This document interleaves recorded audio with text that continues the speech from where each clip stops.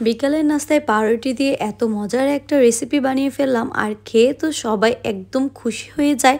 আর সবার কাছে নাকি এটা এত মজা লেগেছে, তাই মনে করলাম আপনাদের সাথে শর্টকাট রেসিপিটি শেয়ার করে ফেলি। হ্যালো এভরিওয়ান, আসসালামু আলাইকুম। সবাই কেমন আছেন? আমি তাসমিন মামাম ব্লগ থেকে স্মৃতি বলছি। অনেকদিন পর আপনাদের সাথে নতুন আর একটি ভিডিও নিয়ে চলে আসলাম।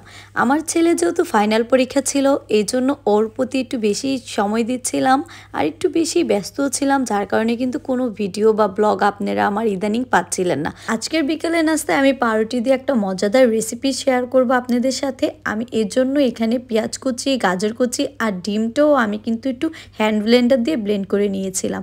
সাথে ছিল কাঁচামরিচ আর ধনেপাতা। কিছুদিন আগে আপনাদের ভাই আমাকে এই হ্যান্ড ব্লেন্ডারটা কিনে এনে দিয়েছিল, আর এটা দিয়ে যে এত ইজিলি সব কিছু করা যায় তা কিন্তু আমার আগে জানা ছিল না। আমি কিন্তু অনেক দিনই ঘরে রেখে দিয়েছিলাম। ওই দিন আমার আপু বলছিল এটা দিয়ে নাকি সব কিছু সুন্দর করে কিমার মতো করে ব্লেন্ড করা যায়। তো আমি কিন্তু এটা ব্যবহার করে পুরো এটার ফ্যান হয়ে যায়, আর এটা দিয়ে কিন্তু আমার অনেক কাজ খুব অনায়াসে বা ইজিতেই হয়ে যায়। তো যাই হোক, এখন চলে আসি আমি আমার মূল উপকরণে। তো আজকে যে আমি রেসিপিটা বানাবো পাউরুটি দিয়ে, এজন্য কিন্তু আমার পাউরুটি লাগবে। এখানে আমি কয়েক পিস পাউরুটি নিয়ে নিয়েছিলাম।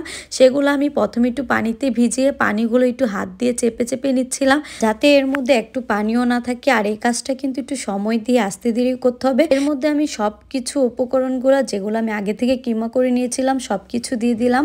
আর এখানে পরিমাণটা আপনারা আপনাদের মন মতো দিয়ে দিবেন, যে যেরকম পরিমাণে করতে চান।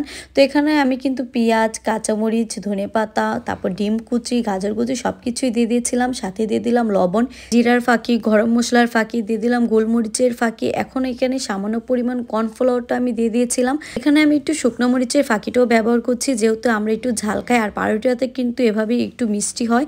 তো এখানে ঝালটা একটু বেশি লাগার জন্য আমি কিন্তু এখানে একটু শুকনো মরিচের গুঁড়া ইউজ করেছি। আর সাথে কিন্তু আদা রসুন তো ছিলই।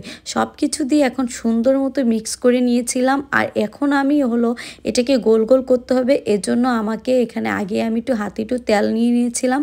তো তেল দিয়ে এখানে সুন্দর করে আমি চেপে চেপে গোল গোল করে নিয়েছি। ঠিক একইভাবে আমি অনেকগুলো এখানে গোল গোল করে একটা প্লেটের মধ্যে সুন্দর মতো সাজিয়ে নিলাম। এর মধ্যে আমি একটা প্যানের মধ্যে একটু তেল গরম করতে বসিয়ে দিলাম। আর এগুলো যেহেতু আমি একটু ডোবার তেলে ভাজবো, তো এখানে কিন্তু তেলের পরিমাণ একটু বেশিই লাগবে।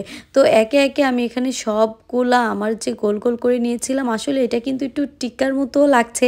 তো যাই হোক, এভাবে কিন্তু দেখতে অনেকটাই সুন্দর লাগছে। আর এদিকে কিন্তু আমি সুন্দর করে মিডিয়াম টু লো হিটে সুন্দর মতো করে ভেজে নিচ্ছিলাম। তো একবার যখন আমার মোটামুটি হয়ে গিয়েছে, আমি কিন্তু একটা কাঁটা চামচের মাধ্যমে এগুলা সব উল্টিয়ে দিই। তারপর আমি কিন্তু একটু নাড়াচাড়া দিয়ে দেখছিলাম যে সব দিক দিয়ে সুন্দর মতো লাল লাল করে হচ্ছিল কিনা।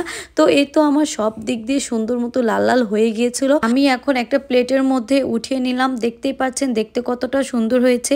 দেখতে যেমন সুন্দর হয়েছে, খেতেও কিন্তু অনেক মজা হয়েছিল। তো এখানে কিন্তু তাসমিদের বাবা, তাসমিদ আর তাসমিদের দাদা তিনজনই খুব মজা করে খায়। পাউরুটি দিয়ে যে এত মজার একটা নাস্তা বানিয়ে ফেলবো আজকে আমি, তা কিন্তু আগে ভাবতেই পারিনি। আর সাথে যে সবার কাছে এত ভালো লাগবে সেটাও কিন্তু জানা ছিল না। যাই হোক, একটা কিছু বানানোর পর যখন সবাই এত মজা করে খায়, সেটা দেখেই কিন্তু শান্তি লাগে।